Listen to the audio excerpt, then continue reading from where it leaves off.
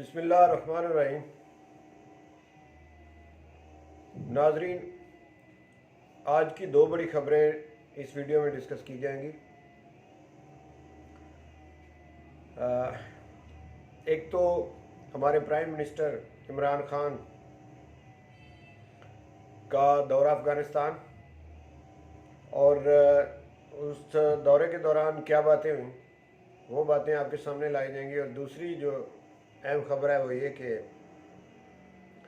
आज Islamabad high court में सहाफ़ियों की जानिब से और ह्यूमन राइट कमीशन और इसके अलावा कुछ वकला के नुमाइंदे शामिल थे। तो इन तीनों ग्रोहों ने, जिनमें सहाफ़ियों की काफ़ी तादाद शामिल थी, उन्होंने मिल के एक पिटीशन दायर की थी जिसकी कि आज समाअत थी। Athar Minallah chief justice Islamabad high court, उनकी अदालत में समाअत थी।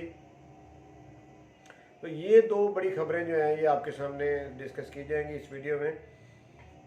पहले ये बात कर लेते हैं कि हमारे प्राइम मिनिस्टर इमरान खान का अफ़गानिस्तान का ये पहला दौरा है। जब से वो प्राइम मिनिस्टर बने हैं पहली दफ़ा वो अफ़गानिस्तान गए और उनके साथ आर्मी ऑफिसर भी हैं, कुछ वज़ीर ख़ारजा भी हैं, शाह महमूद कुरैशी भी।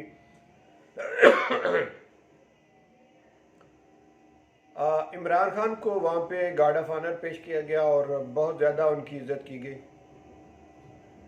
बड़ा गर्मजोशी से उनका इस्तकबाल किया गया। और जो खबरें सामने आई हैं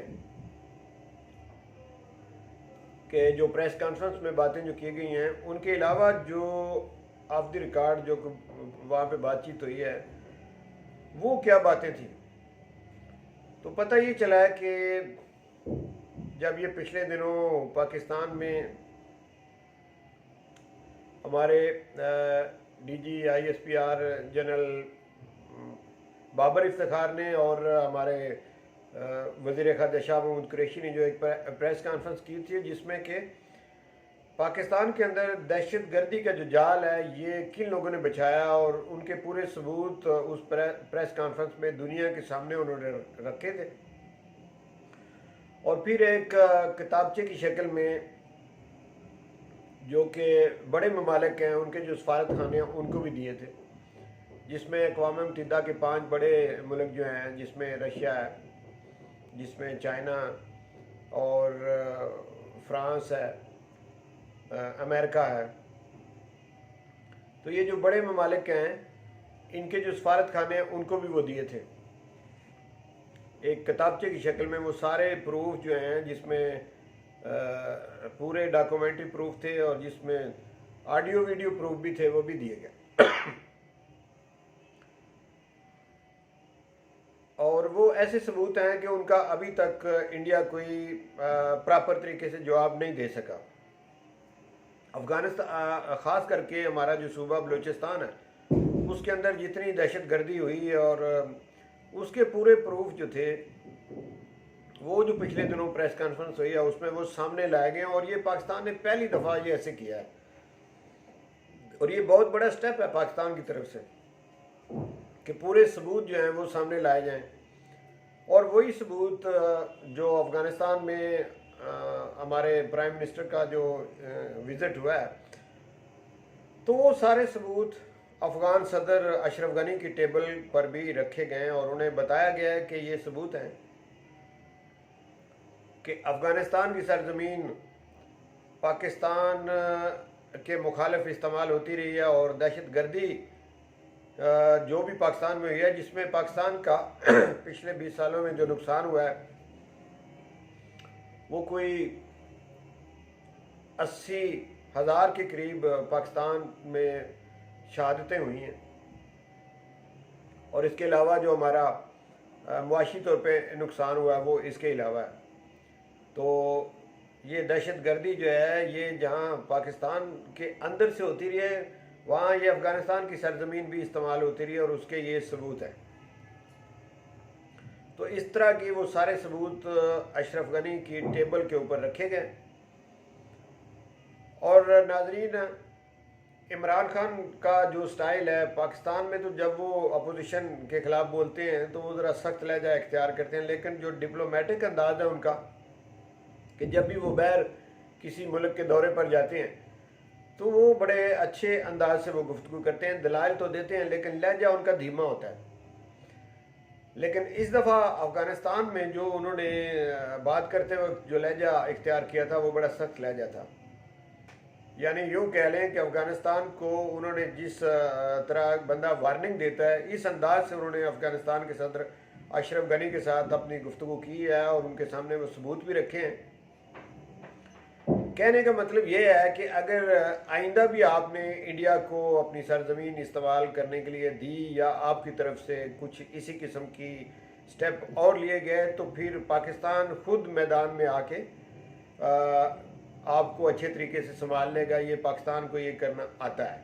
ये मैं अपने इस्तेमाल कर रहा हूँ, लेकिन मतलब उसका यही था जिस तरह से उन्होंने अपने सबूत पेश करने के बाद जो सख्त लहजा भी वहाँ इस्तेमाल किया। तो नाजरीन, ये दौरा इंतहाई कामयाब दौरा है और जितनी रिस्पेक्ट वहाँ पे इमरान खान को अफ़गानिस्तान की सरजमीन पे मिली है, गार्ड ऑफ ऑनर पेश किया गया, ये सारी रिस्पेक्ट जो है, और फिर वहाँ पे पाकिस्तान का तराना भी चलाया गया। कहते हैं कि ये कोई पिछले 20 सालों के बाद यूँ कह लें कि अफ़गानिस्तान की सरजमीन पे पाकिस्तान का कौमी तराना जो है वो चलाया गया। तो ये बात इंडिया को अच्छी नहीं लगी। इंडिया इससे बड़ा परेशान है। ये इमरान खान का ये जो कामयाब दौरा है, इंडिया के लिए ये बड़ी मुश्किल इस दौरे ने पैदा कर दिया और बड़ी नाउमीदी इंडिया के लिए इस दौरे की वजह से हो गई है। इंडिया हर तरफ से जैसे एक बंद गली में दाखिल होता जा रहा है ना, कि पाकिस्तान के लिए जो भी वो मुश्किलात खड़ी करता था, अब उनका बेहतरीन तरीके से जो हल है वो पाकिस्तान की तरफ से किया जा रहा है और ऐसे दलाइल और सबूत के साथ है कि जिसका कोई जवाब भी इंडिया के पास नहीं है। तो ये था पाकिस्तान के वज़ीर आज़म का दौरा अफ़गानिस्तान। और अब आज की दूसरी जो खबर है, दूसरी बड़ी खबर यह है कि आज पाकिस्तान के कुछ दरबारी सहाफ़ी, कुछ लफाफा सहाफ़ी जो हैं, जो नवाज शरीफ के सहाफ़ी हैं, उसका साथ देने वाले, हालांकि सहाफ़ियों को ये बात जेब नहीं देती कि वो किसी सियासी बंदे के लिए केस लड़े, लेकिन आज उन्होंने ऐसे किया जिसमें गरीदा फरूकी, आसमा शराजी, नजम सेठी और सलीम साफ़ी, इसी तरह नसीम ज़ोरा, ज़ियाउद्दीन, जैद हुसैन, महमल सरफराज और PFUJ, ये है Pakistan federal unit of journalist, ये एक तंजीम है साफियों। इन सब लोगों ने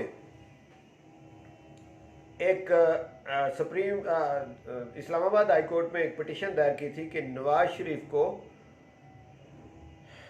आज़ादी इज़हार राय के तहत, यानी उनको मीडिया पर बोलने की इजाज़त दी जाए। ये उनके हक के लिए ये लोग आज इस्लामाबाद हाई कोर्ट में पेश हुए और वहाँ के चीफ जस्टिस जो हैं अतर मिनल्ला, उन्होंने समाअत की इस केस की। सलमान अकरम राजा वकील थे, तो जब सलमान अकरम राजा से चीफ जस्टिस हाई कोर्ट अतर मिनल्ला ने यह सवाल किया कि नवाज शरीफ एक इश्तिहारी है, तो अगर एक इश्तिहारी जो है उसके लिए ये इजाज़त दे दी जाए कि वो मीडिया के ऊपर अपनी तकरीरें आज़ादी से कर सकता है, और हमें ये भी पता है कि जिस तरह की आपको भी पता है जैसी वो तकरीरें करता है, वो फ़ौज के ख़िलाफ़ तकरीरें करता है, रियासत के ख़िलाफ़ तकरीरें करता है, और वो इश्तिहारी भी है, कानून भी इजाज़त नहीं देता।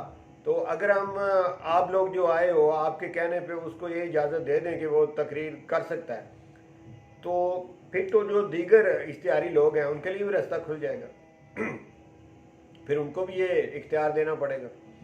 तो जबकि कानून ये कहता है कि कोई इश्तिहारी जो होता है उसको, उसके कोई फंडामेंटल जो राइट्स होते हैं वो नहीं होते, वो अपने वो बुनियादी हकूक़ नहीं मांग सकता जो इख्तियारी होता है।